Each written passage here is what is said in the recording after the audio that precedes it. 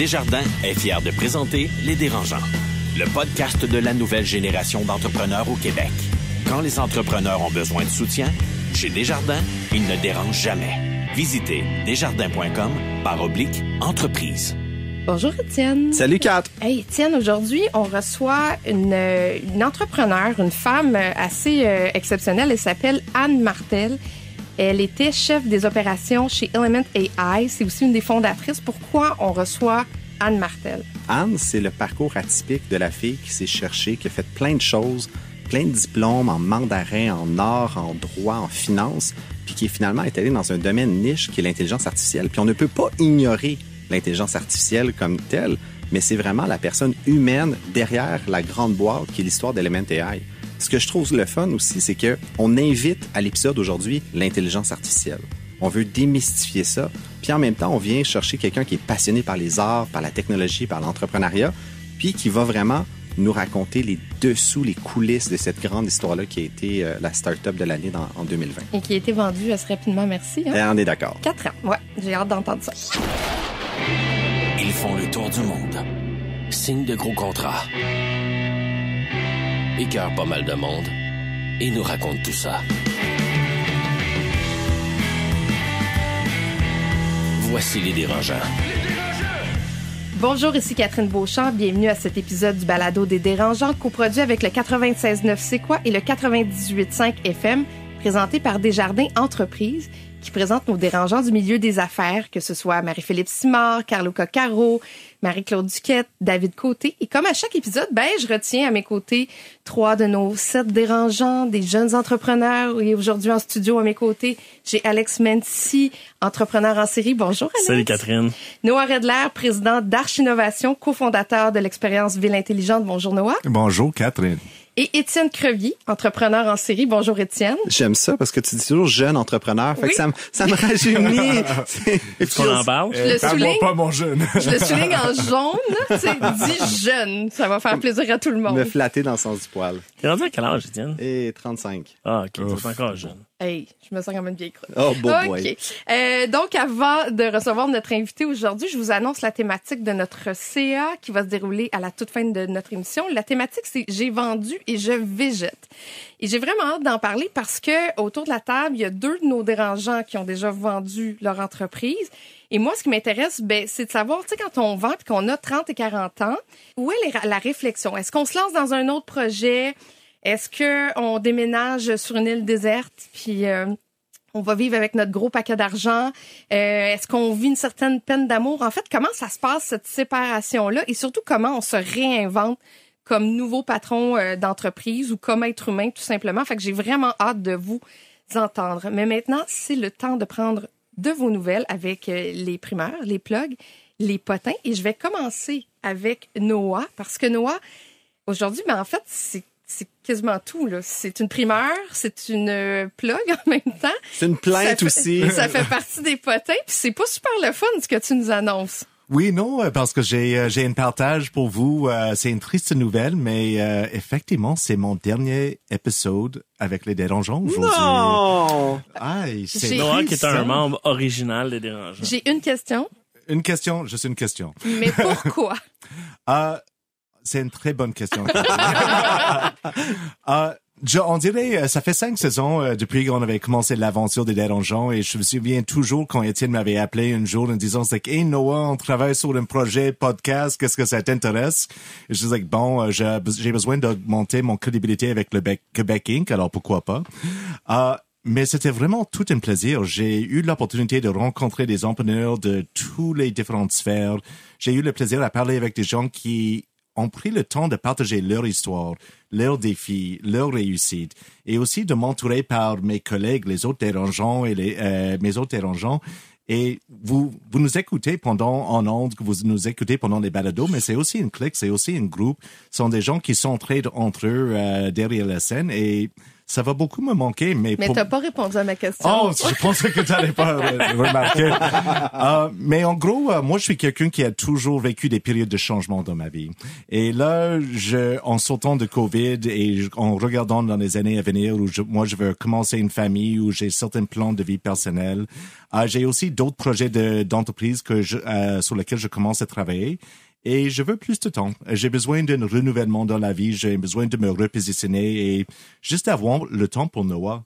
C'est drôle, mais c'est quelque chose qu'on oublie de prendre de temps en temps. Surtout comme entrepreneur, c'est juste un peu de temps pour nous. Et c'est pas juste les dérangeants. Je quitte tous mes CA, tous mes comités bénévoles. Wow, OK.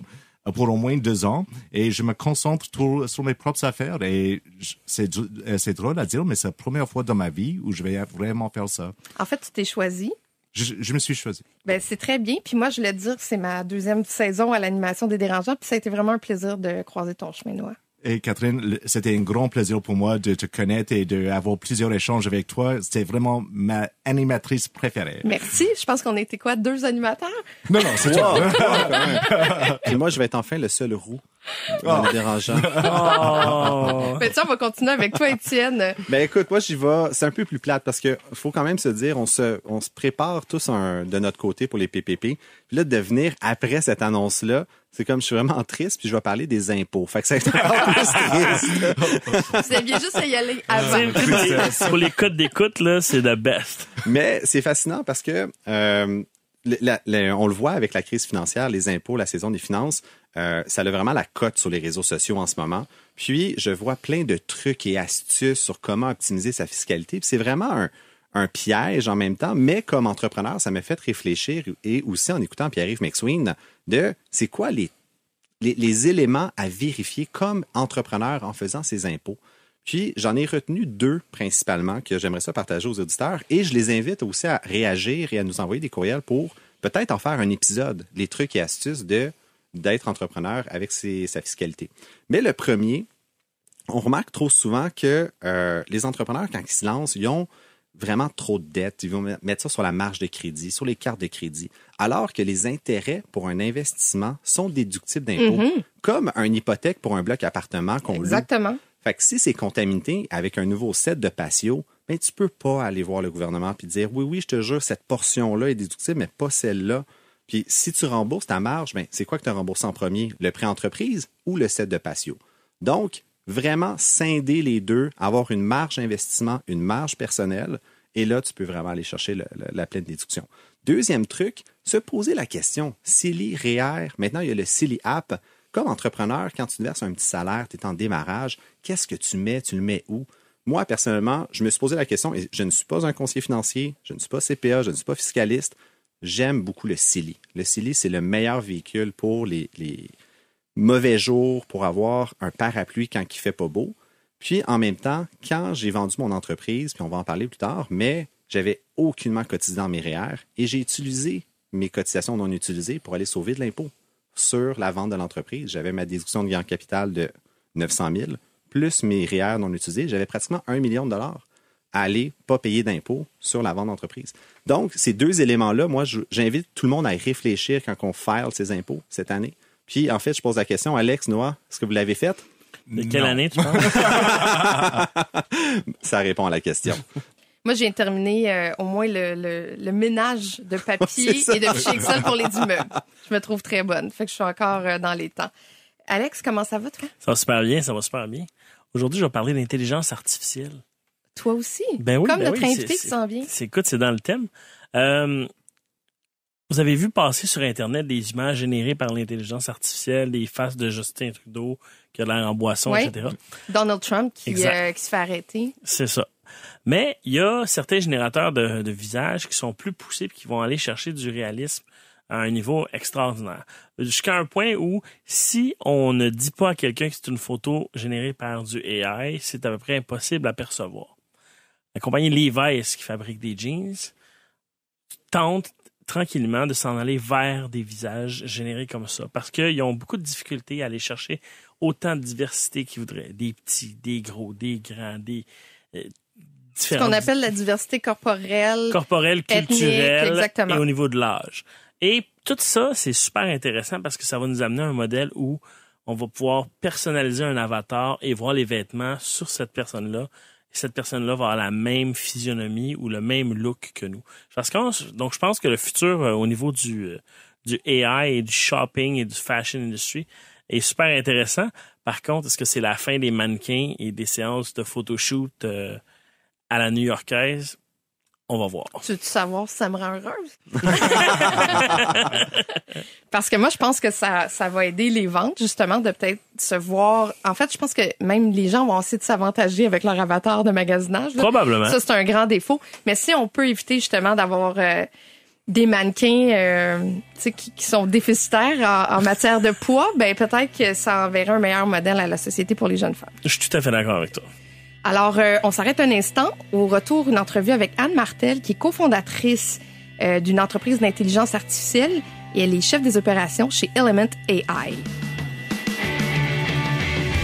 Le podcast de la nouvelle génération d'entrepreneurs au Québec. Les Dérangeants. Passionné par les arts, la technologie et l'entrepreneuriat, notre invité ajoute plusieurs cordes à son arc en cumulant 2 baccalauréats, un MBA, un certificat en mandarin. Et juste pour ça, juste pour dire le mot mandarin dans une introduction, je dis que c'est assez wow. Et en 2016, sa fibre entrepreneuriale l'a amené à cofonder et à diriger sa propre entreprise avec des associés. Ça s'appelle Element AI, qui est une jeune entreprise montréalaise et qui s'est imposée dans le domaine de l'intelligence artificielle. On l'accueille en studio avec nous. Bonjour, Anne Martel. Bonjour. Merci de me recevoir. Bienvenue au Dérangeant. Merci.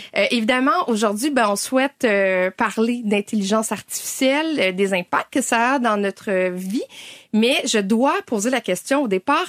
Element AI, qu'est-ce que ça fait dans la vie? Ça sert à quoi? Là, ça fait moins parce que ça a été acquis là, par ServiceNow en 2020. Là. Donc là, ça fait partie d'une grosse multinationale. Toute la technologie est intégrée à une plateforme. Mais initialement, notre vision était de bâtir beaucoup de produits pour des industries différentes, essayer de réutiliser de la technologie là, d'une industrie à l'autre, d'un produit à l'autre.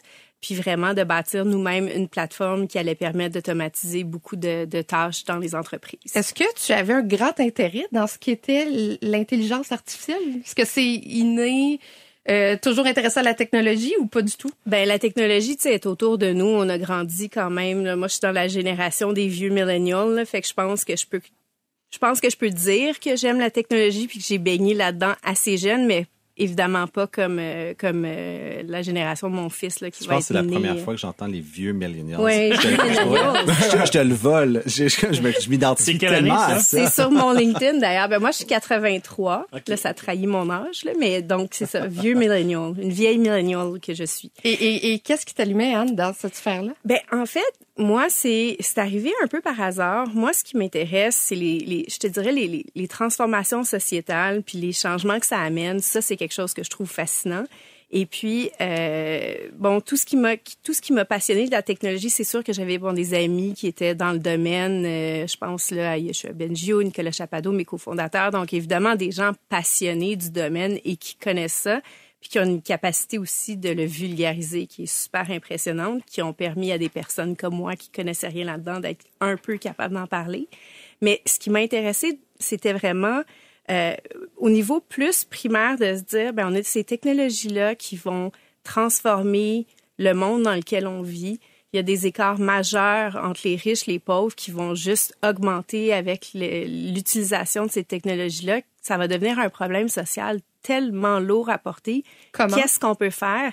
L'écart de la richesse, la pauvreté, je veux dire, on a un gros bassin de population dont les emplois vont peut-être être automatisés. Oui, on parle toujours que ça donne lieu à d'autres opportunités, mais reste que... faux, c'est bullshit, là. C'est toujours une classe qui écope, là. C'est ça, exact. Fait qu'il y a des gens qui vont quand même écoper de ça, là. Faut pas se le cacher. Puis c'était juste de me dire, mon Dieu, comment... C'est une vague qui arrive, là. Ça, c'est inévitable. Mais comment est-ce que je peux participer à la rendre un peu moins pire puis à essayer de bâtir des technologies d'une façon plus responsable? Éthique. Dans le fond, ça existe, ça, de l'intelligence artificielle éthique. C'était ça l'objectif. Est-ce qu'on y est parvenu? L'avenir nous le dira, là, mais c'était quand même ça l'esprit, tu sais, d'essayer d'avoir une contribution positive en voyant un phénomène arriver qui était juste inévitable.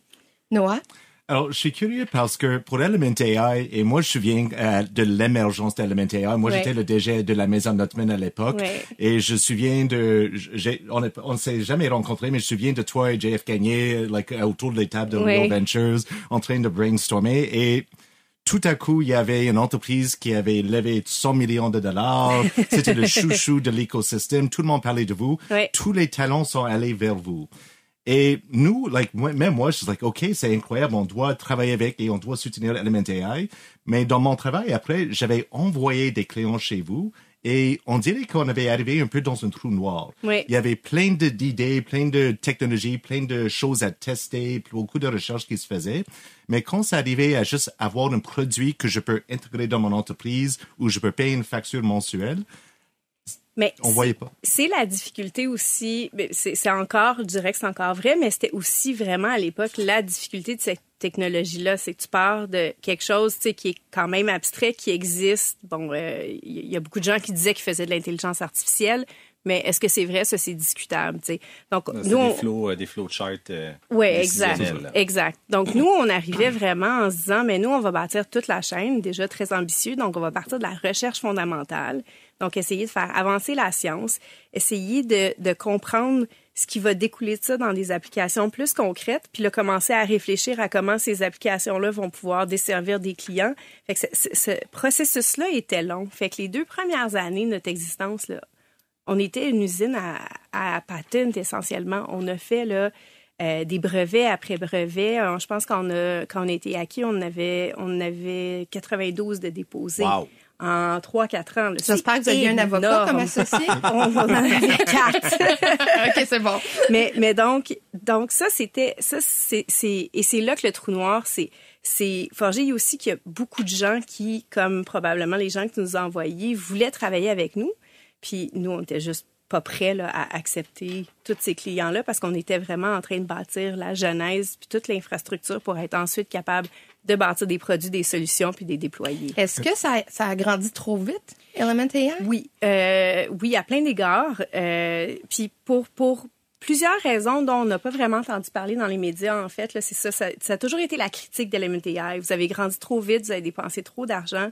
Oui, contexte quand même différent de ma perspective pour avoir opéré cette compagnie-là. Je dirais que 2 choses. Premièrement, notre modèle d'affaires initial, c'est ce qu'on appelait un modèle de venture studio. Donc, nous, notre objectif au début, c'était de bâtir un genre de machine qui allait partir des startups. Puis, à chaque fois que les startups allaient commencer à être plus matures, le but, c'était de faire un spin-out, puis que les startups lèvent de l'argent, puis commencent à opérer un peu plus de façon autonome. Puis, nous, on allait leur fournir des services, essentiellement, pour garder une unité puis un contrôle dans la façon dont tout le développement de produits allait se faire.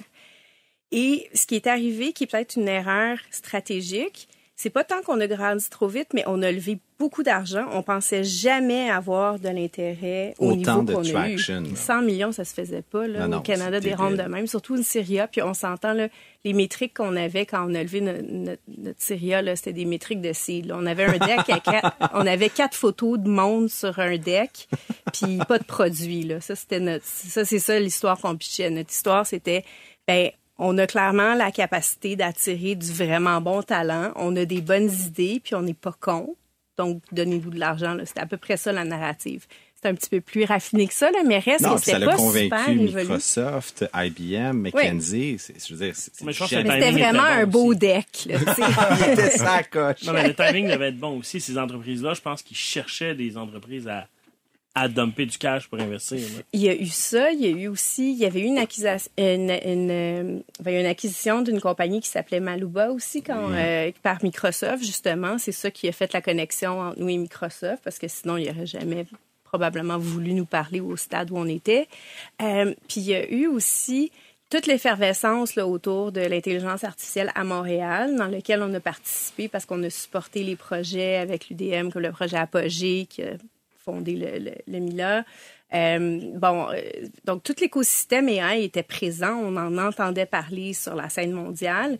L'acquisition de Maluba, plus là, tous les labs de toutes les compagnies se sont mis à ouvrir ici. Là. Je ne sais pas qui ont embauché parce qu'il n'y a certainement pas assez de talent pour ça, mais à un moment donné, on regardait sur les sites, là, puis il y avait comme 700 700 rôles de chercheurs, mais il y en a comme 20. Là. Fait qu'à un moment donné, tes 700 rôles, tu vas pas les combler à Montréal. Donc, il y a eu tout ce mouvement-là.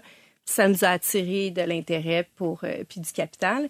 Et on en a pris beaucoup parce qu'on s'est dit, on sait pas quand ça va revenir, cette opportunité-là.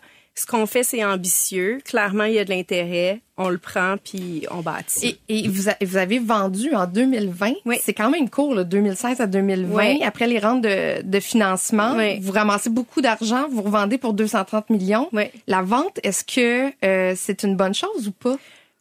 De ma perspective, on a vendu trop tôt. Absolument. Je pense que pour plusieurs raisons, ça faisait vraiment beaucoup de sens. Je pense qu'il y avait des divergences d'opinion aussi sur comment accélérer la croissance de la compagnie à ce moment-là. Fait que c'était, pour moi, ça a été une décision qui était la bonne décision, mais c'était une décision vraiment douloureuse aussi. Tu sais, c'était un projet que t'as pas complété. Tu sais, c'est comme regarder une peinture, là, puis il manque un coin, puis tu te dis, j'ai juste envie de prendre un pinceau, puis de juste finir le coin, là. Mais c'est la même chose. Moi, j'ai pas eu le sentiment d'accomplissement, je pense, que j'aurais voulu avoir, mais en même temps, tout le monde est entrepreneur, tout le monde comprend aussi ce sentiment-là, parce que peu importe ce qui arrive, quand on vend une compagnie, on a toujours l'impression qu'on aurait pu faire plus, faire différent, faire autre chose. Et, c'est intéressant que tu dis ça parce que mon impression de l'extérieur, c'est, et moi, juste pour revenir, moi, j'ai trouvé les annonces de les séries A, les séries B comme une excellente nouvelle pour Montréal. Mm-hmm. Faut dire que Element AI a quand même mis Montréal sur la map de IA, même avec tout ce qu'il faisait dans la communauté, même avec Yoshua Bengio à l'Université de Montréal. On commençait de parler de notre écosystème en IA grâce à vous.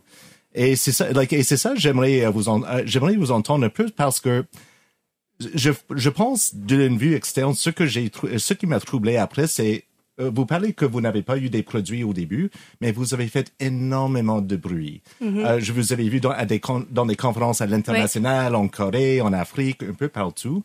Et là, tout le monde avait l'impression qu'il y avait quelque chose à aller chercher. Et je comprends qu'il y avait une opportunité, il y a l'argent devant vous. Absolument, mettre ça dans votre war chest et commencer à travailler sur les produits. Mais pourquoi avez-vous fait autant de bruit? Parce que je vois ça comme une erreur avec beaucoup de startups qui sont des chouchous de l'écosystème et commencent à vraiment avoir plus de notoriété. Mais c'est peut-être trop tôt de vraiment les valoriser autant que ça. Non, je comprends ton point. Je pense que, bon, le bout, je pense, dans toute l'histoire de la levée de fonds, là, que j'ai pas raconté aussi, c'est que, bon, on avait peut-être un deck avec 4-5 personnes dessus, mais on avait aussi un pipeline de vente d'à peu près 200 millions qui est apparu du jour au lendemain, qui est apparu quand on a annoncé... Avait besoin de AI, là. On a annoncé c'est ça qu'on démarrait ce nouveau projet-là et littéralement, dans la semaine qui a suivi, on a été obligé d'embaucher 2 personnes en vente parce qu'on avait un pipeline puis un inbox plein puis qui arrêtait pas de se remplir. Des plus grosses corporations sur la planète, le Fortune 500. Fait que, tu sais, je veux dire, à un moment donné, là, tu dis, il y a quand même un intérêt. Et même chose, donc ça a été un gros travail d'essayer de trouver les dominateurs communs, les problèmes communs à toutes ces compagnies-là, puis d'essayer de commencer à bâtir des produits. Fait qu'il y a eu beaucoup, beaucoup de travail qui a été fait pour ça. Mais ça, je pense que ça enlève pas quand même la validité qu'il y avait quelque chose d'intéressant dans le modèle. Puis c'est pour ça, je pense, qu'on a fait du bruit. On a aussi fait du bruit parce que les gens venaient nous poser des questions. On avait le gouvernement après nous. Qu'est-ce qu'on fait avec ça? Comment ça va transformer la société? Les conversations qui sont super intéressantes, là, mais tout le monde nous appelait pour nous parler d'intelligence artificielle. Fait que je pense que c'est ça, on a été victime d'une certaine façon de notre succès initial, mais on a essayé aussi d'attiser ça, pas en essayant d'avoir de la visibilité, mais en essayant vraiment de contribuer. Je pense que c'était ça l'attitude. Ça a peut-être été perçu différemment, là, j'en conviens, mais c'était vraiment ça l'intention. C'est d'être un acteur bienveillant dans la communauté. Absolument. Puis j'aimerais ça rebondir, j'aimerais ça connecter avec la femme entrepreneur que tu es, parce que ton CV est assez éclectique, ma foi. Ouais. C'est de commencer à Concordia en or pour aller en finance, puis clairement, on le voit que tu as une soif d'apprendre. Oui.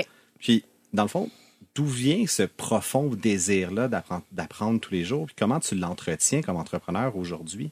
C'est une très belle question. Écoute, je pense que je me suis toujours cherchée. Puis je me cherche encore. Fait que je pense que Comme un électron libre là, qui... Oui, puis je pense que ça m'a pris du temps à essayer de comprendre qui j'étais. Puis même, tu sais, c'est un travail, je pense, qu'on fait toute notre vie. Mais quand j'étais plus jeune, c'était vraiment quelque chose de plus fondamental. Je voyais les gens autour de moi qui savaient ce qu'ils voulaient faire dans la vie. Ils étaient alignés, ils allaient être médecin, ils allaient être avocat. Moi, je me dis, je suis pas sûre, peut-être, mais aussi peut-être pas. Puis, donc, j'ai vraiment butiné beaucoup.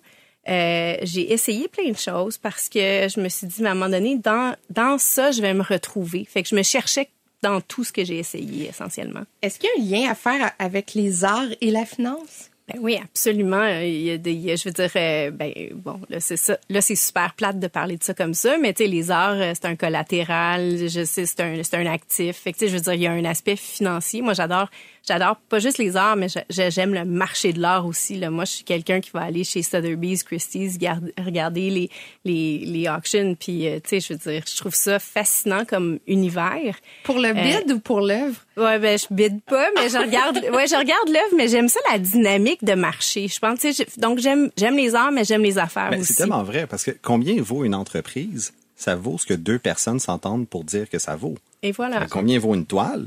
Ce que deux personnes s'entendent pour dire ce que ça vaut. Exact.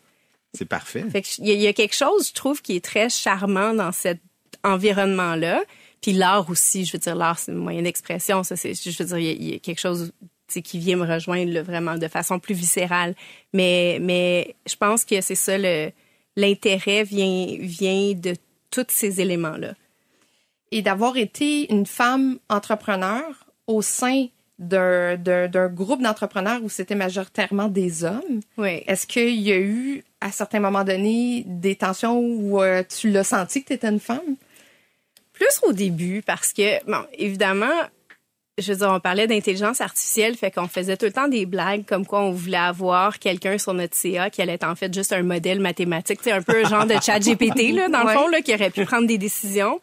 Puis moi, je ramenais toujours le message, tu sais, on pourrait peut-être commencer par une femme avant d'avoir un ordinateur, tu sais. Ça serait peut-être une bonne idée. Fait que je pense pas que j'ai pas eu de tension. Mes cofondateurs étaient extraordinaires. Ils ont toujours été super gentils avec moi, là. Vraiment, j'ai été très choyée. Puis ils m'ont laissé beaucoup de liberté puis de l'attitude pour apprendre des choses parce que, je veux dire, j'avais jamais aussi travaillé dans ce domaine-là.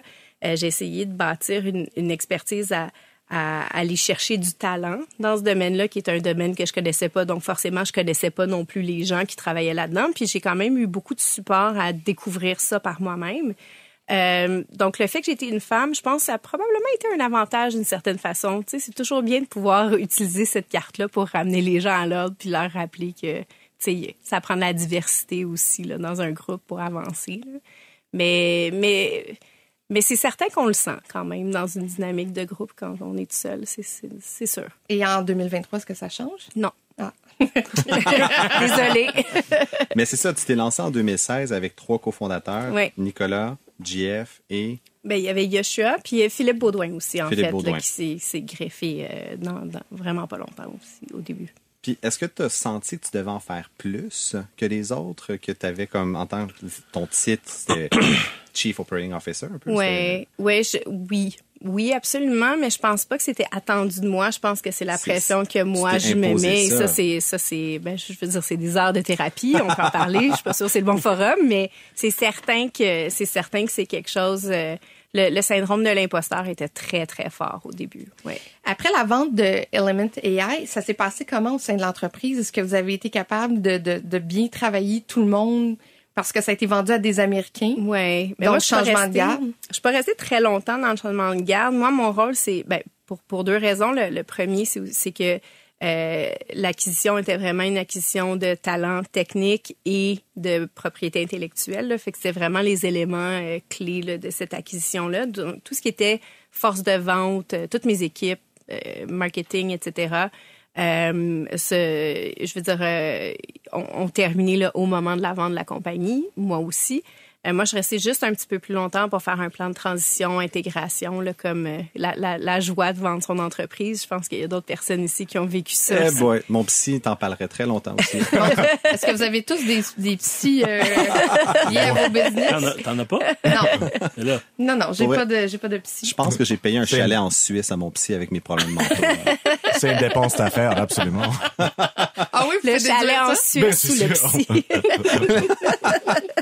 Sans commentaire. Mais Oui, bon. cette transition-là, elle s'est quand même bien fait. Dans n'importe quelle acquisition, les gens ont une thèse puis ils ont une vision aussi. Fait que des fois, c'est pas la même vision que toi t'aurais, mais eux ont fait ce qu'ils voulaient avec cette entreprise-là. Ils ont embauché plus de gens maintenant, donc ça continue quand même à grandir. Mais je pense qu'il y a des éléments intéressants qu'ils auraient pu préserver puis qui n'ont pas nécessairement, qui n'ont pas valorisé autant que moi je les aurais valorisés à leur place. C'est crève-cœur quand ça arrive en plus. Ça, c'est Ouais. comme, ah. Comment, tu sais, de ce que je comprends, ce qu'on raconte, c'est que cette expérience-là, là, ça s'est fait dans un court laps de temps. Ça a été super vite, LMNTR. Ton premier matin, là, où t'es chez vous, tu fais ton bol de céréales, puis c'est fini, là. Tu travailles plus là. T'as plus rien à Les faire. accès marchent plus. Ouais. Tu fais quoi? Mais j'ai pleuré pour vrai. Non, mais plusieurs choses. Là, j'étais De aussi joie, probablement regardant le compte de banque, postpartum ou- parce que je venais d'accoucher. Là, fait qu'il y a un ensemble de choses qui se sont produites dans mes hormones. Là. Mais non, c'est ça. Premier matin,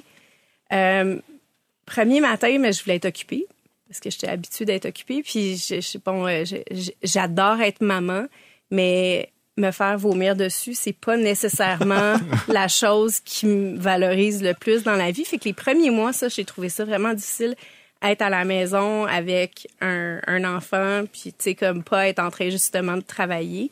Fait que j'ai restructuré mes finances, je veux dire le mortgage, tout ce qu'il y avait à restructurer dans ma vie, je Que l'ai t'avais comme mis de côté restructuré. depuis comme une couple d'années. là. Tous les projets que j'avais pas eu le Tout temps sauf d'avancer. t'occuper du kid. Ben, je veux dire, il est vivant, fait que ça a été correct, là. Mais tu sais, j'essayais quand même des projets. Je voulais m'occuper. J'ai fait un certificat là, pour être sur des CA de compagnie publique. Je me suis inscrite à des petits cours à gauche, à droite. Ben, Vraiment, je voulais comme pas vivre ce moment-là, mais inévitablement, quand t'as tout restructuré puis t'as comme un peu tout fait le tour de ces cours-là, mais tu te ramasses avec OK, qu'est-ce que je vais faire maintenant? Oui, c'est ça. Et le certificat en mandarin, je l'ai nommé au début dans l'introduction. Moi, je suis quand même impressionnée. Tu sais, j'ai un père qui est allé travailler souvent en Chine pour des contrats et tout ça, puis il me disait toujours, si tu parles mandarin, l'avenir est à toi. Ben, c'était ma thèse aussi. OK. Je ne parle pas très bien mandarin, donc l'avenir n'est peut-être pas autant à moi que j'aurais voulu. Mais j'ai commencé ça, en fait, très jeune. Moi, j'allais à l'école du dimanche au collège Dawson, là, le Confucius, qui ont, je pense, fermé depuis. Mais j'allais là quand j'étais au secondaire, là, puis j'apprenais à écrire, puis tout ça. Puis ça, c'était comme... J'étais évidemment la seule personne qui était pas, tu sais, chinoise, puis qu'il n'y avait pas des parents chinois qui allaient là. Tu faisais vraiment violence à toi-même. Oui, à tous les égards. Mais je le cherchais beaucoup, tu sais. Mais c'est parfait. C'est un CV, en tout cas, éclectique, mais vraiment intéressant. Mais tu sais, même les gens dans le cours devaient dire, mais qu'est-ce qu'elle fait ici, pauvre petite fille? Non, mais c'est ça, je pense qu'ils se disaient, pourquoi tu veux être ici? Puis là, la prof, je me souviens qu'elle chicanait les étudiants parce qu'elle disait, elle a une meilleure prononciation que vous, puis elle est blanche, tu sais, ça n'a pas d'allure. Fait que là, elle m'utilisait aussi pour shamer les gens qui étaient dans le cours. Fait que bref, non, c'était un moment intéressant, tu sais. Je me dis, je referais tout ça. Est-ce que ça a servi quelque part?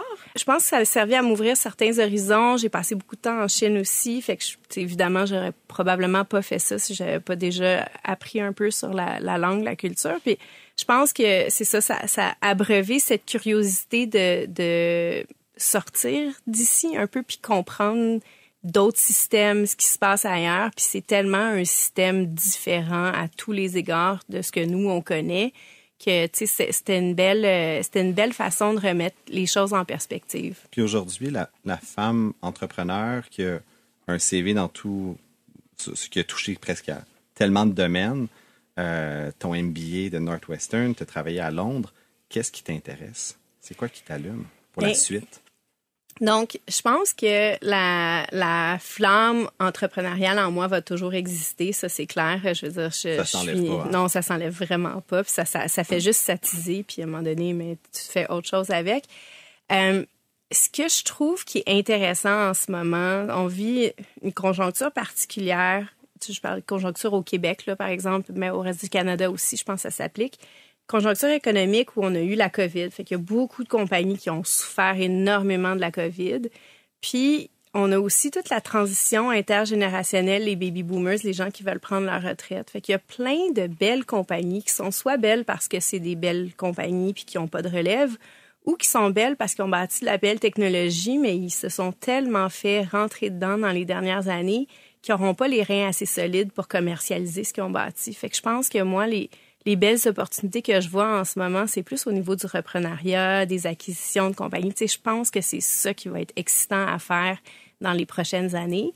Il y a évidemment beaucoup de firmes de private equity là, qui font déjà ça, mais il y a une approche plus humaine à avoir là-dedans parce que quand tu vends ta compagnie, tu vends ton âme, là, tu vends une portion de ce que tu as bâti pendant des années à la sueur de ton front, à manger du craft dinner puis à avoir des heartburns. Là. Fait que, tu sais, je veux dire, à un moment donné, tu veux pas nécessairement juste laisser ça aller à quelqu'un qui est juste un chèque. Tu veux laisser ça aller à quelqu'un qui va en prendre soin ou le faire évoluer d'une bonne façon. Fait que moi, c'est là que je vois les opportunités. C'est quoi l'avenir de l'intelligence artificielle au Québec, selon toi? Je pense que... Tu peux dire fuck all en même temps, ça serait drôle. Non, mais je pense que l'avenir de l'intelligence artificielle va passer par des domaines, des domaines, des applications créatives. Fait que je pense que ça va être la créativité, d'abord et avant tout. Ça, c'est ce que je vois. C'était Guy Laliberté qui disait que la créativité était une ressource naturelle au Québec. Je suis absolument d'accord avec ça. Et moi, en terminant, je veux savoir qu'est-ce que tu penses de ChatGPT?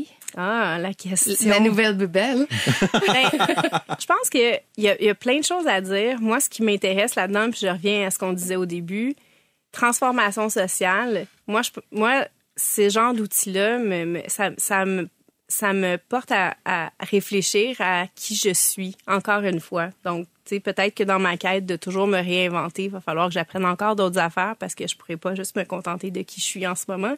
Mais pour moi, c'est un outil super intéressant, super puissant. Et là, je me dis, ben, si ça, c'est capable de générer du contenu pour nous, des conversation peut-être entre nous, peut-être que nous, on va se parler par une interface, puis pas vraiment se parler, mais ça veut dire quoi pour nous? Qui va-t-on être après ça? Fait que je pense que c'est des réflexions que j'ai en ce moment qui m'animent. Merci beaucoup, Anne Martel. Ça a été très, très intéressant. On s'arrête un instant au retour après la pause. La question dérangeante et surtout notre CA, la thématique d'aujourd'hui, j'ai vendu et je végète. L'Incubateur, une présentation du quartier général de l'Audace du Cégep de Saint-Jérôme. Nos meilleurs conseils aux entrepreneurs de la relève. Aujourd'hui, à l'Incubateur, on offre notre expertise aux fondateurs ou fondatrices d'une start-up accompagnée par le quartier général de l'Audace du Cégep de Saint-Jérôme. Et à mes côtés, pour trouver des solutions à une problématique, j'ai le beau Étienne Crevier. Salut Étienne. Salut Carlo. Alors Étienne, ensemble, on va retrouver Tommy Binette, qui est fondateur d'une entreprise qui s'appelle La Perle Sucrée. Tommy, dis-moi, qu'est-ce que c'est La Perle Sucrée? En fait, La Perle Sucrée, on est présentement situé à Saint-Sauveur. C'est une entreprise présentement 100% en ligne. On vend des bonbons exotiques, des boissons exotiques, tout ce qui est des encas, des croustilles, puis tout ça. Tous nos produits viennent vraiment du quatre coins du globe, dans le fond, autant de l'Asie que de la Corée du Sud, que du Japon et tout ça. C'est dans nos projets aussi, peut-être là, de s'ouvrir un local éventuellement et peut-être avoir des machines distributrices, mais vraiment juste en gros, dans le fond, nous, là, c'est vraiment juste 5 jeunes adultes qui se sont partis en affaires, dans le fond, là, pour essayer de voir de quoi ça a l'air. Là, puis justement, on est spécialisé dans l'alimentation là, de tous les produits là, qui sont exotiques. Ah, c'est très cool. Fait que là, vous avez des bonbons exotiques, des trucs qu'on retrouve pas au couche-tard du coin. Puis vous avez écrit justement que dans vos défis, c'est d'augmenter vos ventes. Puis vous hésitez entre deux stratégies, c'est ça? Ouais, exact. En fait, vraiment, nos deux plus grandes options qu'on a, c'est soit de s'ouvrir un magasin, dans le fond. On aimerait vraiment ça l'avoir pour cet été. Donc ça, justement, c'est l'option 1. Puis l'option 2, ce serait peut-être possiblement là, d'avoir des machines distributrices. On n'est pas trop sûr de savoir lequel peut être le meilleur entre les deux. Ben écoute, moi j'aurais tendance à dire, je trouve vos produits vraiment très cool. Je vois qu'il y a du 7-Up au Mojito. Tu sais, c'est quand même assez unique, ça fait différent. C'est sûr que je verrais un beau marché dans les machines distributrices. J'aurais tendance à vous recommandez de ne pas louer de local, puis de prendre cet argent-là, puis de l'investir dans des mini-entrepôts aux quatre coins du pays, parce que l'instantanéité puis la différence de vos produits va vraiment faire une différence versus se déplacer jusqu'à Saint-Sauveur. Moi, j'ai une troisième voie à vous suggérer. Je prends l'exemple d'un magasin d'alcool qui s'appelle Espace Houblon, pour pas le nommer, qui est près de chez moi, où je vais une fois de temps en temps. Puis je me suis rendu compte qu'ils ont un congélateur, l'équivalent d'une machine distributrice, mais c'est un congélateur plein de viande de la compagnie. Ils en fument du bon. Puis quand j'ai questionné le propriétaire sur place, il me disait, ben non, on loue l'emplacement à cette compagnie-là. Donc, on fait des marges sur les ventes, mais c'est eux qui viennent remplir le congélateur. Moi, ce que je vous suggérerais d'explorer, c'est demain matin, vous seriez capable d'avoir 20 emplacements partout au Québec en ayant un présentoir, peu importe la largeur et la grosseur du présentoir, dans d'autres magasins qui ont une clientèle similaire à la vôtre. Puis ça vous permettrait d'aller rejoindre beaucoup plus de monde. Ça coûterait probablement moins cher que d'avoir un local. En tout cas, moins cher au pied carré, ça c'est sûr. On avait déjà fait un petit peu le tour de quelques magasins. Là. On est seulement situé à Saint-Sauveur. Fait qu'on a fait quelques supermarchés pour peut-être avoir un kiosque, justement, comme avoir un petit espace à nous, parce que on a quelques-uns d'entre eux qu'on connaît, les directeurs puis les propriétaires, justement, de ces supermarchés-là. Là. On n'a pas cherché plus loin à y aller, mais c'est vrai que ça coûte, en fait, comme tu as dit, dans le fond, là, ça coûte vraiment moins cher que de posséder un local. Là. Puis on pourrait aussi avoir plusieurs emplacements, là, sans nécessairement que ça nous coûte une fortune. Là. Alors, si on veut en savoir plus sur la perle sucrée, on vous trouve comment? En fait, on a présentement un site web, dans le fond, c'est le www.laperlesucrée avec 2e à la fin.com. Puis on est aussi disponible sur Livro puis DoorDash. Là. Good stuff. Génial. Merci beaucoup, Tommy. Merci à vous. L'Incubateur, une présentation du quartier général de l'Audace.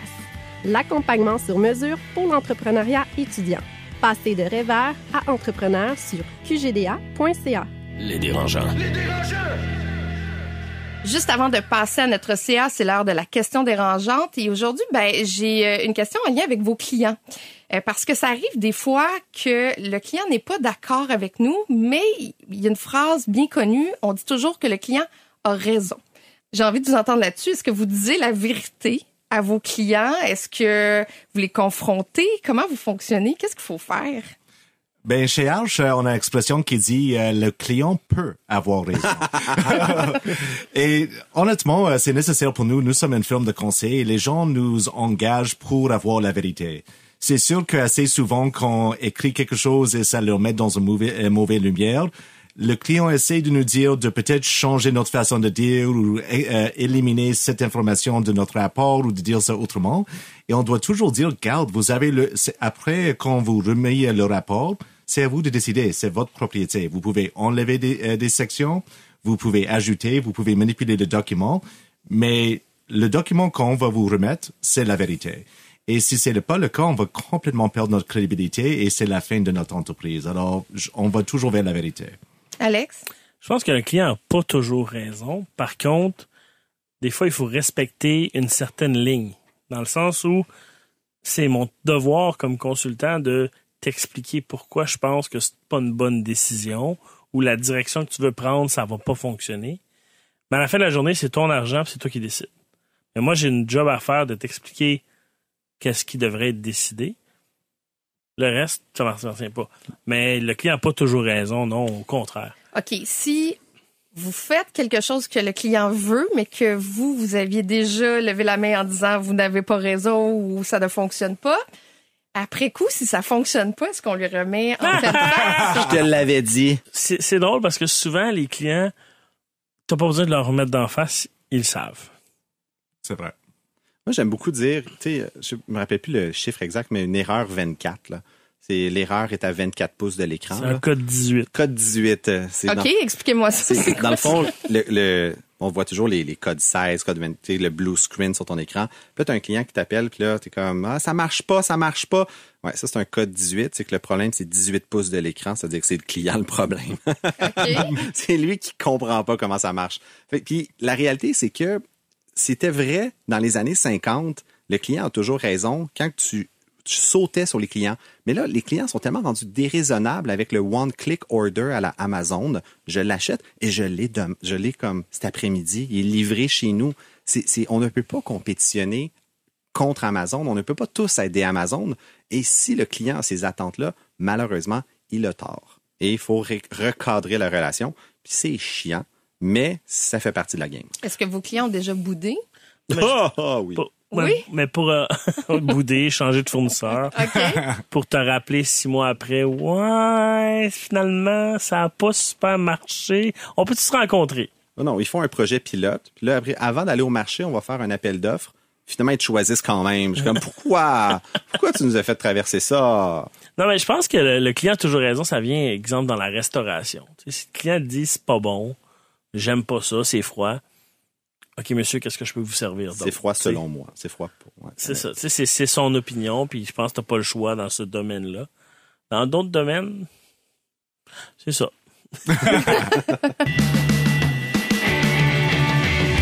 Le podcast de la nouvelle génération d'entrepreneurs au Québec. Les dérangeants. Le CA, une présentation de Garling WLG, des avocats aux côtés des entrepreneurs. Le succès, ça se prépare et ça se protège. Développez les meilleurs réflexes en matière de droit et propriété intellectuelle. Visitez garlingwlg.com. C'est maintenant le temps de notre CA et la thématique de cette semaine, c'est « J'ai vendu et je végète ». Et là, je m'explique parce que il y a 2 dérangeants autour de la table qui ont déjà vendu leur entreprise. Et moi, je suis très curieuse de savoir qu'est-ce qui se passe après. Est-ce qu'il faut se réinventer? Est-ce que vous vivez un deuil? Est-ce que vous déménagez sur une île déserte pour une période indéterminée pour juste jouir de votre argent que vous avez gagné lors de la transaction? Comment ça se passe, la vente d'une entreprise, puis surtout l'après? Tu pars un podcast. Ah oui? Clairement, on n'est pas allé sur une île déserte. Je sais, en tout cas, une chose, c'est que vous vous appelez maintenant entrepreneur en série. Ah, c'est tellement triste, hein? C'est le pire. Noah a encore un titre. Vous deux, vous appelez entrepreneur Moi, je en trouve série. ça borderline loser. Je voulais pas dire. Prochaine saison, on va changer ça. Là. Ben non, écoute. On fait d'autres choses de toute Faut façon. se réinventer, là. Faut être un peu plus clair. Mais écoute, Noah qui quitte les dérangeants, fait que peut-être qu'il y a une vente d'entreprise bientôt aussi, là, que je pars un potin, là. Mais on va garder Noah pour la fin parce qu'on va garder sa distance. Lui, il n'a pas vendu encore. Mais c'est une question intéressante parce que pour 90% des entrepreneurs, leur valeur nette est pognée dans leur entreprise. Donc, c'est très rare que tu vas rencontrer des entrepreneurs qui vont vraiment avoir leurs REER qui sont remplis, leurs CELI qui sont remplis. Tu sais, c'est comme, on a toutes mis nos œufs dans le même panier, c'est pogné-là. Puis là, tu as 31, 32, 35 ans, puis tu vas avoir une hypothèque. Mais toutes tes dettes, tu as des cautions personnelles. Fait que pour avancer dans la vie, à un moment donné, il faut que tu te poses la question comme, est-ce que je peux avoir la qualité de vie, est-ce que je peux avoir la vie que je veux en ayant un seul propriétaire d'une entreprise? Puis il y a 3 raisons pourquoi tu vas vendre une entreprise dans la vie. De 1, tu as trop de dettes, faut que tu t'en débarrasses au plus crisse. Ça arrive. Deuxièmement, ça coûte cher en s'il vous plaît la croissance. Quand les hôpitaux te payent en 90 jours, mais toi que tu as un payroll à toutes les 2 semaines, bien, à un moment donné, Bibi ici, il peut pas juste prendre des dettes puis des dettes à son nom.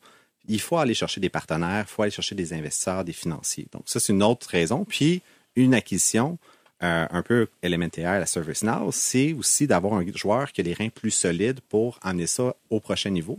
Puis la 3e raison, ben, c'est celle que tout le monde a un prix que tu peux pas refuser. Fait qu'à un moment donné, quand tu as quelqu'un qui t'arrive avec une lettre, puis tu dis, tu as ça dans ton compte de banque demain matin, si tu signes, tu shakes, tu pleures, tu appelles ta mère, puis tu signes. T'as vendu pourquoi, toi? J'ai vendu pour raison 2 et 3. Le chèque? Le chèque, puis parce que j'avais 600 000 de caution personnelle à mon nom. OK. Puis j'essayais de m'acheter une maison, puis je passais pas au crédit. Fait que j'avais une cote, je pense que mon Equifax était en bas de 500. OK. Ça veut tout dire. Merci, Alex. Ça n'a pas l'air d'être ton cas, Alex. Pointe-toi même pas à banque. Non, moi, j'ai vendu pour la raison 5. C'est qu'à un moment donné, j'avais un associé, puis lui, il voulait aller vers la gauche, puis moi, je me voyais pas aller vers la gauche. Fait que, au lieu de me chicaner puis d'être malheureux, j'ai juste tout simplement décidé de vendre. Cette situation-là a fait que j'ai probablement vendu moins cher que dans d'autres situations. Par contre, je suis très heureux. T'es heureux de pas être chicané. Oui. Puis, je suis heureux de la tournure des événements. Comme j'ai posé à Anne Martel tantôt comme question, le fameux lendemain matin, là, quand là, tout est fini, puis là, tu te lèves, puis là, c'est... Bon, ben, c'est ça. Tu sais, moi, j'avais encore pendant quelques jours mes accès, là, je regardais le compte de banque, je regardais les emails passer, puis là, j'avais le goût d'appeler puis de passer des commentaires, puis hey, oublie pas ci, puis... Ça a été vraiment douloureux là, pendant un bon 3 mois facile. Puis ça a pris de la thérapie. Puis... Ouais, Ah puis oui? Anne, Ah ouais. Donc, C'est vous- comme une rupture avec une blonde, mais que t'es encore en amour. Parce que c'est vrai, là, l'histoire de vos psychologues. Là. Ça Ah, vous c'est a bon, aidé? c'est 100% vrai. Oui, Ouais, les ouais. trois? Ah oui, 100%. J'ai un psychologue depuis 10 ans, depuis que j'ai commencé mon entreprise. shit. Ouais. Ah non, Ben oui. je le recommande à tous les entrepreneurs. Mais j'ai quelqu'un dans mon entourage aussi qui a vendu son entreprise, là, qui a parti de zéro, puis tu sais, a vendu un grand groupe. Puis j'ai jamais vu quelqu'un s'ennuyer de même. Depuis qu'il a vendu. Mais Mais c'est ton identité depuis genre... toi, ça fait combien de temps avec toi? ça a pris 6 ans. Tu sais, Étienne, c'était biogénique. Là. Monsieur C'était pas biogénique. Étienne Crevier, c'était Étienne de biogénique. Ouais. Fait que du jour au lendemain, t'enlèves ça, t'es comme... C'est les plus grands highs. C'est comme sauter en parachute à tous les jours que tu rentres au bureau. Fait que là, après, c'est quoi ta vie? Tu sautes plus en parachute, c'est dole. C'est comme, t'as plus autant de rush. Fait que ton cerveau est comme complètement reprogrammé pour de la haute voltige que tu n'as plus au quotidien. Tu sais, que regarde Anne Martel, tantôt, elle disait, là... Tu sais, elle a vécu le plus grand high que tu peux avoir en entrepreneuriat. Tu sais, on veut tout ça, là. Tu sais, lever des gros montants, puis ça évite. Du jour au lendemain, tout ce qu'elle va faire va trouver ça plate, là. Puis vous faites quoi? Aujourd'hui, la grande question. Moi, ça a été vraiment un parcours. En fait, quand j'ai rencontré ma conjointe, qui est un psychologue organisationnel, elle me regardait et elle a dit, toi, t'es un cas intéressant. Puis, tu sais, elle aide des gens justement dans leur transition de carrière. Puis là, elle me regarde puis elle dit, quand t'es prêt, tu m'en parles. Hein? Puis encore aujourd'hui, on n'aborde pas tant ce sujet-là de qu'est-ce que je vais faire après parce que je l'ai pas trouvé. Puis c'est la pire foutue question que tu peux demander à un entrepreneur. Puis, c'est quoi ton prochain projet? Tu sais, t'es à Noël avec le beau-frère, là. Ben là, un entrepreneur, ça reste entrepreneur tout le temps. Tu vas pas devenir employé. Hey, je le sais pas, pour vrai. J'en ai aucune idée. Donne-moi le temps. Mais la réalité, c'est sûr que je sais que quand je mets mon cerveau sur quelque chose, je deviens vraiment un hyper-focus. Je deviens autiste. Puis je l'ai pas retrouvé encore, cette sensation-là, sauf de peut-être m'acheter une île. Dans ce cas-ci, l'île déserte fonctionne. Alex, toi, tu fais quoi? Moi, je fais du commerce électronique, la consultation, tout ce qui est web, ces choses-là. J'adore ça, ça va super bien. Est-ce que je vais faire ça pour encore 10 ans? Je pense pas. J'ai un paquet de projets là, qui tournent autour de moi, mais il n'y a rien de concret sur la table là, encore, mais il va falloir bientôt. Mais ce que j'aime d'Alex, puis Noah le vit aussi, tu le fais en même temps, sans avoir vendu son entreprise, c'est que tu te permets de dire non. En fait, tu as le choix, tu as la liberté de plus être dans cette roue-là de paiement, de devoir aller chercher une paye pour payer l'impôt, pour avoir une hypothèque. Tu sais, tu te permets d'un pas de recul puis dire, si j'accepte un projet, je peux le faire pour 50 000 par année, je peux le faire pour 0 par année, juste parce qu'il me fait vibrer. Puis je vibre sur la bonne fréquence avec ce projet-là et j'ai plus besoin d'aller chercher absolument un paycheck pour y arriver. Donc là, ça nous donne ce choix-là de dire, ben, je vais vraiment le faire pour les bonnes raisons. Puis là, on peut se permettre une période de pause. Puis Alex, tu sais, j'aime ta pause. J'aime comment tu abordes tes projets en ce moment parce que tu fais ce qui te tente sans te stresser, puis je t'ai jamais vu aussi relax. Ouais, puis ça fait du bien. Puis mon entreprise est tellement bien structurée. Hey, toutes les erreurs du passé, tout est automatisé, tout est... Les affaires que tu disais tantôt de séparer la marge en deux, tout ça, c'est fait. Hey, c'est bien monté, là. Il n'y en aura plus d'erreurs. Je me préparais pour l'épisode, je regardais des statistiques. 88% des entrepreneurs pensent que leurs enfants vont reprendre la business. Oh mon Dieu. Il y en a beaucoup qui vont être déçus. C'est seulement 12%. Puis la raison numéro 1, c'est parce que c'est mal foutu. C'est pas juste ça, ils vont rusher toute ta vie puis te saigner à blanc puis ils ont pas le goût, là. Ouais. Mais je voulais terminer avec toi, Noah, parce que, bon, on s'est parlé au début de l'émission, tu nous as dit que tu quittais, mais de voir comme ça 2 personnes qui ont vendu, des fois, est-ce que tu te poses la question? Est-ce que tu as déjà fait le pour et le contre? Qu'est-ce que ça se fait comme écho là, d'entendre ça? Oui, en fait, pendant la pandémie, j'étais approché par une firme, une des grandes entreprises de conseil pour acheter pour plus faire une acquisition hire, un acquihire de moi et l'entreprise. Et, c'était une offre assez intéressante, mais je n'ai pas voulu. Et je pense, Étienne l'a bien dit, je tripe ma vie en ce moment. Et non, je n'ai jamais vendu des entreprises, mais Arch, c'est mon 4e entreprise et j'ai toujours réussi à faire de l'argent. Et quand j'étais plus une passionnée de ce que je faisais, j'ai quitté l'entreprise. Et j'ai jamais vendu mes parts pour une raison ou l'autre. T'as fermé? T'as juste fermé? Non, j'ai juste quitté. It's like, OK. J'ai laissé ça à mon associé. It's like, OK, vous voulez continuer? Like, all right, ben, merci, bye. Je vais prendre mon argent et je vais quitter. Et j'avais toujours été capable de lever assez d'argent pour faire rien pendant 6 mois, 1 an. Et après ça, aller vers mon prochain projet. Mais aujourd'hui, mon problème, c'est pas que j'ai pas assez de projets, j'ai juste trop de projets. Et j'ai envie de continuer. J'ai Arche comme entreprise principale, mais j'ai 3 autres projets qui roulent en ce moment derrière les scènes. Et j'espère que ça va lever et devenir des entreprises. Et qui sait qu'est-ce qui va arriver. Mais c'est un bon exemple dans le sens qu'on parle de j'ai vendu puis je végète. Si c'était à refaire aujourd'hui, je ne vendrais pas. Je m'arrangerais juste d'avoir une belle business pérenne qui me verse un dividende à chaque année de 50, 100 000, 200 000. Mais tu es vraiment plus riche d'avoir une business à toi qui est rentable, profitable, qui te verse une rente carrément à chaque année pour le restant de ta vie, que d'avoir un gros coup d'argent tout de suite, puis là, tu n'as plus rien à faire. Non, j'adhère complètement à ça. Et dans le passé, j'avais une focus absolue à avoir une entreprise qui avait une valuation des millions de dollars. Là, j'ai pris de recul et je dis, combien d'argent est-ce que j'ai vraiment besoin à chaque année? Et si je dis, hey, ce serait vraiment, vraiment hyper gagnant si j'étais capable de lever entre 300 et 500 000 par année. Tu sais quoi? J'ai pris de recul récemment et c'est extrêmement faisable. Extrêmement faisable. Si tu arrêtes à penser... Avant, je faisais moins d'argent en essayant de faire plus d'argent. Maintenant, j'essaie pas de trop me stresser et je fais plus d'argent. Et je comprends pas, mais j'aime plus ma vie aujourd'hui. Je comprends pas. Moi, je comprends. Moi aussi. Moi, j'ai toujours été à la chasse à... Attends, je veux 200 employés, 300 employés. C'était un objectif, puis c'est pas plus rose, là. Ben, c'est le 1% qui l'atteint. On l'a vu avec Anne. Ils ont été vraiment pour le coup de circuit, être la superstar startup avec des 300 employés en AI. Puis c'est un gamble en même temps.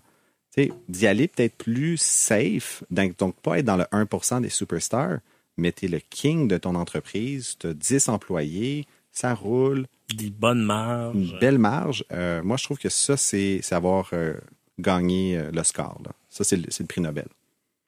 Ben merci à vous 3. Merci à Étienne, Alex et Noah. Je te souhaite, mon Dieu, une belle continuité. Est-ce que c'est correct de souhaiter ça? Ben oui, mais on reste en contact, n'est-ce pas, Catherine? Absolument, absolument. On va le réinviter. Oui, tu pourrais déranger invité. Oh, mon Dieu. Ça a l'air qu'un privilège à vie ici. Le retour de... Je remercie aussi Anne Martel, qui était notre invitée, et c'était Catherine Beauchamp. Je vous dis à la prochaine pour un autre épisode des Dérangeants. Le podcast de la nouvelle génération d'entrepreneurs au Québec. Les Dérangeants. Les Dérangeants!